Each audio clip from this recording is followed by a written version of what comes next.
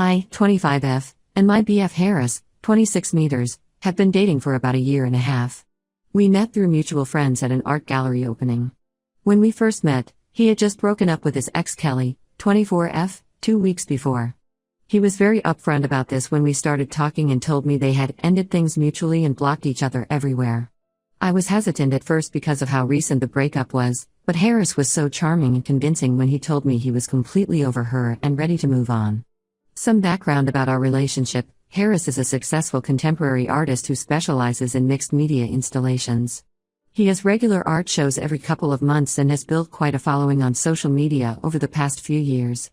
His work has been featured in several prestigious galleries in our city, and he's known for his unique style that combines traditional painting with digital elements. When we first started dating, everything seemed perfect. He was attentive, caring, and made me feel like the most special person in the world. He would leave little sketches for me to find in my bag, and he even painted a beautiful portrait of me for my birthday. We moved in together after 6 months because we were practically living at each other's places anyway. His family, especially his sister Diana, 28F, welcomed me with open arms. My parents, who are usually skeptical about artists because of their unstable careers, absolutely adored him after seeing how successful and responsible he was. About Kelly, she's also an artist but works mainly with photography and digital art. She's not as successful as Harris, but she has her own small following. They dated for 3 years before breaking up, and their relationship was pretty serious. According to Harris, they split because they wanted different things in life. She had received an opportunity to move to Paris for her art career, while he wanted to stay here where he had already established himself. He told me they had both agreed it was better to end things cleanly rather than try long distance. I never had any issues with her until recently, although I'd never actually met her in person. The problem started about 3 months ago when I discovered that Harris and Kelly had only unfollowed each other instead of blocking each other like he claimed. I found this out by accident when I was using his phone, with his permission, to order food, and a notification from her popped up. She had commented on his latest artwork saying how much she loved the new direction he was taking and how it reminded her of his earlier work. It wasn't anything inappropriate, but it bothered me that he had lied about blocking her. When I confronted him about it, he seemed surprised that I was upset. He said he didn't think it was a big deal and that they occasionally interacted on social media because they share mutual friends in the art community. He explained that completely blocking her would have been awkward since they often get invited to the same gallery openings and art events. He promised to be more transparent about their interactions in the future. I wasn't completely happy about it, but I decided to trust him because everything else in our relationship was going so well. Things were fine for a few months until last week when I discovered something that completely shook my trust in him. I was cleaning our apartment while Harris was at his studio, and I noticed that his desk was particularly messy. While organizing it, I found a sketchbook that had fallen behind the desk. When I picked it up to put it back, several Polaroid photos fell out. My heart stopped when I saw what they were: recent photos of Harris and Kelly at various cafes and art galleries. They looked very comfortable with each other in the photos, sitting close together and laughing. The dates on the photos showed that they were from the past 3 months, which meant he had been meeting her secretly throughout this time. I confronted Harris when he got home.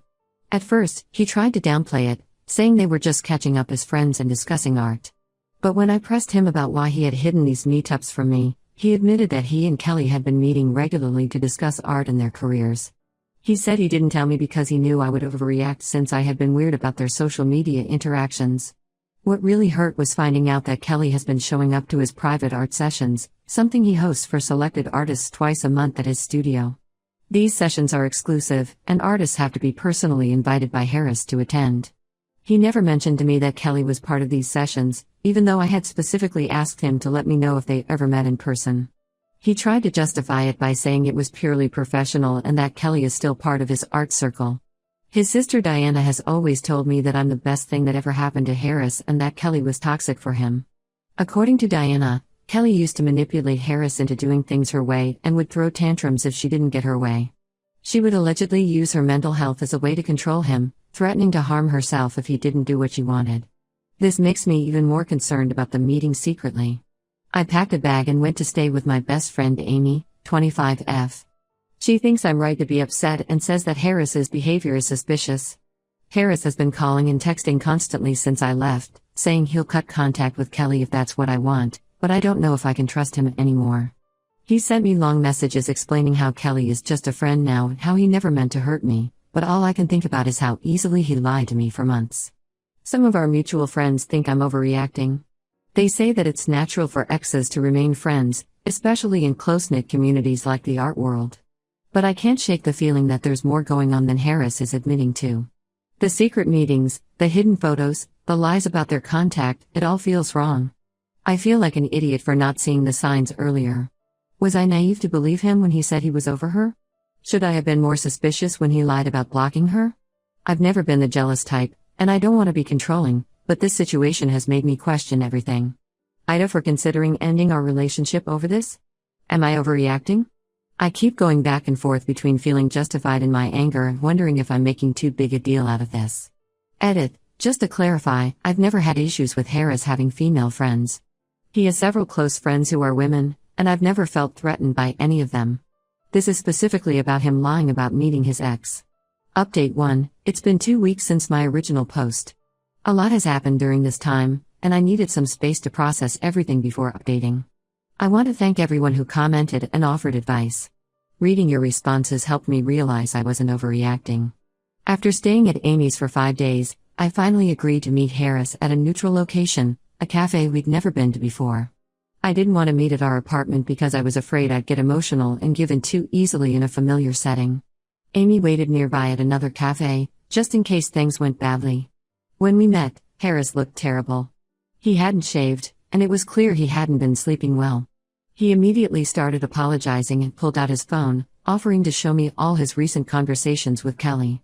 I decided to look through them because I wanted the full truth. While there wasn't anything overtly romantic in their messages, what I found was still disturbing. Their conversations were frequent, sometimes multiple times a day, and very personal. They weren't just talking about art like he claimed. They discussed memories from their relationship, shared inside jokes, and talked about their families. There were messages about how Kelly's mom still asks about him, and how he sometimes misses their Sunday dinners together. It felt like reading conversations between two people who were more than just friends. During our talk, Harris finally confessed something that made my stomach turn. Kelly had kissed him at one of their meetups about a month ago. According to him, they were alone in his studio after everyone else had left an art session. They were looking at some of his old work, pieces he had created while they were together, and she suddenly kissed him. He claims he pushed her away immediately and told her it was inappropriate, but he didn't tell me because he was afraid of how I would react. He said he stopped meeting her one-on-one after that incident but still allowed her to attend his art sessions because it would look unprofessional to exclude her, and he didn't want to create drama in the art community. I was still processing this new information when my phone buzzed. Kelly had somehow found my private Instagram account and sent me a message. Her version of events was very different from Harris's.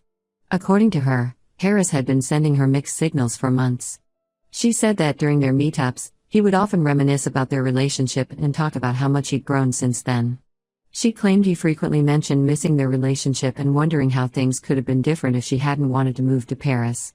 She sent me screenshots of their conversations that Harris had conveniently deleted from his phone before showing me. In these messages, he had indeed said things like "I miss how we used to be and sometimes I wonder what if." There were also messages about how much he missed her family and their old routines together. In one particularly painful message, he told her that no one understood his art the way she did. When I showed these messages to Harris, his whole demeanor changed. He broke down crying and admitted that he had been confused about his feelings. He said he loves me, but seeing Kelly again had brought up unresolved emotions from their relationship. He swore he never physically cheated beyond the kiss she initiated, but he acknowledged that his behavior was emotionally inappropriate. That's when things got even more complicated. Diana called me out of the blue. Apparently, Kelly had reached out to her as well. Diana was furious with Harris and revealed something that made my blood run cold. This was exactly how his relationship with Kelly had ended. She had caught him maintaining inappropriate relationships with 2 of his previous exes, always under the guise of staying friends and maintaining professional connections. Diana had kept this information from me because she thought Harris had changed and didn't want to ruin our relationship. After Diana's revelation, several people from Harris's art community started reaching out to me. Some defended him, saying I was overreacting and that maintaining connections with exes is normal in their circle. But others shared similar experiences of him being sketchy with boundaries. One woman told me he had done the same thing to her friend, kept his ex around while dating someone new, always blaming it on professional necessity. I'm still staying at Amy's. Harris's art community has basically split into 2 camps. His close friends support him and think I'm being unreasonable. They say I'm trying to control who he can be friends with and that I'm threatening his career by making him cut ties with another artist. But others, especially those who've known him longer, have reached out to share similar stories about his pattern of keeping exes around his backups.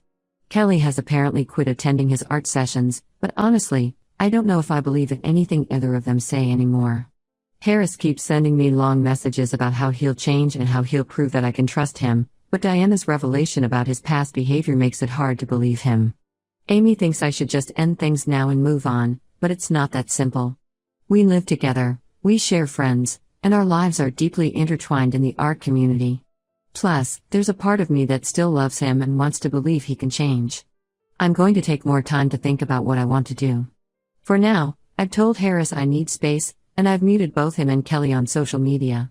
I can't deal with seeing their names pop up constantly. I never thought I'd be in this situation. I always prided myself on being understanding about friendships with exes, but this feels different.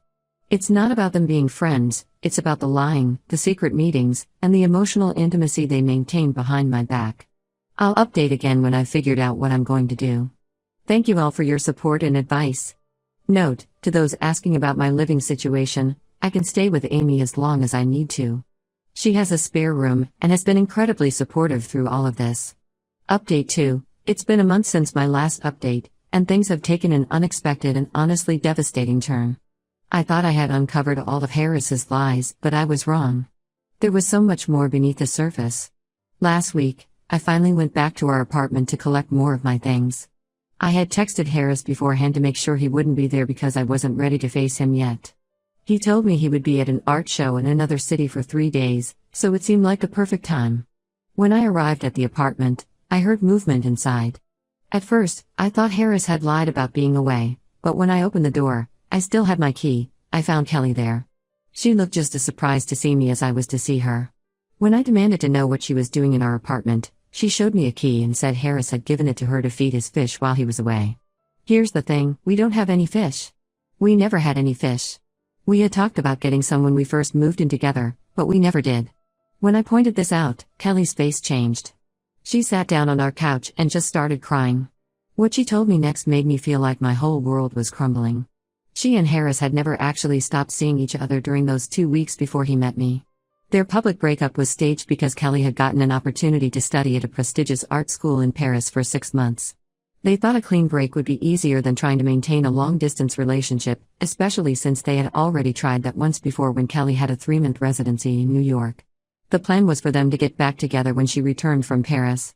They had even discussed her moving into his apartment, the same apartment I now shared with him. But during those 2 weeks, Harris met me at that gallery opening. According to Kelly, he told her he had unexpectedly developed feelings for me and wanted to explore where things could go. Kelly was devastated when she came back from Paris and found out about us. But Harris had convinced her to keep their original relationship timeline a secret. He promised her they would remain special friends and that maybe someday, when the timing was right, they could try again. He kept telling her that what we had wasn't as deep as their connection, that I didn't understand his art the way she did. I called Diana immediately after Kelly left, needing to know if any of this was true. Diana broke down and admitted she knew parts of it but not everything. She knew about the staged breakup but thought Harris had genuinely chosen to move on with me. She had no idea he had been stringing Kelly along this whole time. Diana also revealed more about Harris's past relationships. Apparently, this was his pattern. He kept all his exes around his backups, telling each one she was special and different from the others. He would maintain these connections under the guise of professional networking, always leaving the door open for possible reconciliation. What makes me feel even more stupid is that there were signs I had missed. The way he would get defensive about his phone. How he always had work meetings that ran late on certain days. The fact that he insisted on keeping a small studio apartment as his workspace even though we had plenty of room in our apartment for a studio. Kelly showed me years' worth of messages between them. Even during the Paris period, they had never really stopped communicating.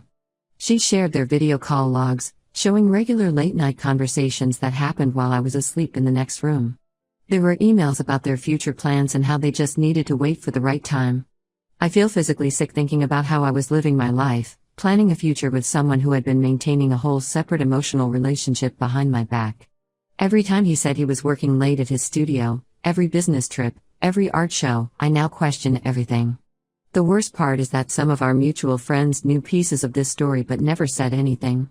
They thought it wasn't their place to interfere, or they believed Harris when he said he was just maintaining professional connections. I haven't confronted Harris yet. He's still at his art show, probably thinking everything is fine. Kelly promised to send me copies of all their communications before I decide what to do next. She says she wants to make things right, but I don't know if I can trust her either. After all, she knew about me and still maintained this relationship with him. I'll update again once I figure out how to handle this situation. Right now, I'm just trying to process the fact that my entire relationship was built on lies. Update 3, final update. 2 months have passed since everything blew up, and I wanted to share how things finally ended. Honestly, the aftermath has been both devastating and liberating. After my last update, I decided to confront Harris. I waited until he returned from his art show and met him at his studio. I chose the studio because I knew it was where he had been meeting Kelly all this time, and I wanted him to feel uncomfortable. I showed him all the evidence Kelly had given me, including their video call logs, emails, and messages.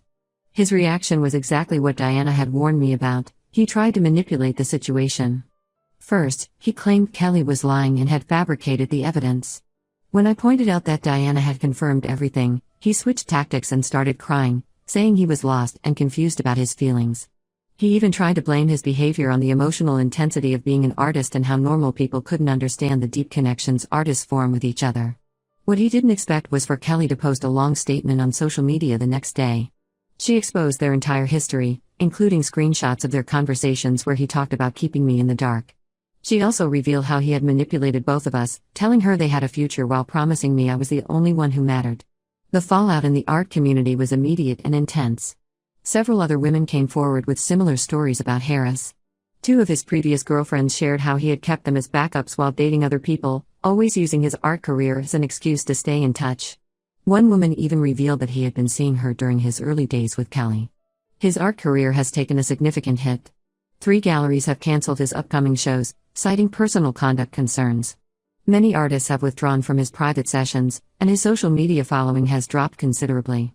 He tried to do damage control by posting a public apology, but it backfired spectacularly when people found inconsistencies between his statement and the evidence Kelly had shared. I've blocked Harris on every platform possible. I had to change my phone number because he kept calling from different numbers, leaving long voicemails about how he's going through a spiritual awakening and needs time to find himself. According to Diana, he's now claiming that this whole experience is inspiring new art pieces about love, loss, and redemption. She says he's planning a new series based on our relationship, but thankfully, the galleries aren't interested. Kelly reached out to apologize again, saying she wants to make amends. She offered to help me recover my belongings from the apartment, but I told her I needed space from everyone involved in this mess. Diana helps me stay updated about necessary things, and apparently, Harris is now dating someone new, another emerging artist from his circle. Diana says it's already following his usual pattern. The art community has been surprisingly supportive of me. A different art collective, one that has no connection to Harris or Kelly, invited me to join their events. Some of them had apparently had similar experiences with artists using their professional network to maintain inappropriate relationships. I've moved into my own apartment now. It's small but it's mine, and there are no memories of Harris here. Sometimes I miss the relationship I thought I had, but then I remember it was all built on lies. Every happy memory is tainted by the knowledge that he was maintaining his relationship with Kelly the whole time. Some people have suggested therapy, but right now, I'm finding peace in my work and friends. Amy has been incredible through all of this, and my other friends have really stepped up to support me. I'm focusing on healing and rebuilding my life. I've learned valuable lessons about trust and boundaries, and I'm taking time to focus on myself before even thinking about dating again. To everyone who supported me through this, thank you. Your comments helped me stay strong when I was doubting myself. And to those who are in similar situations, trust your gut. If something feels wrong, it probably is. I won't be updating again. This chapter of my life is finally closed.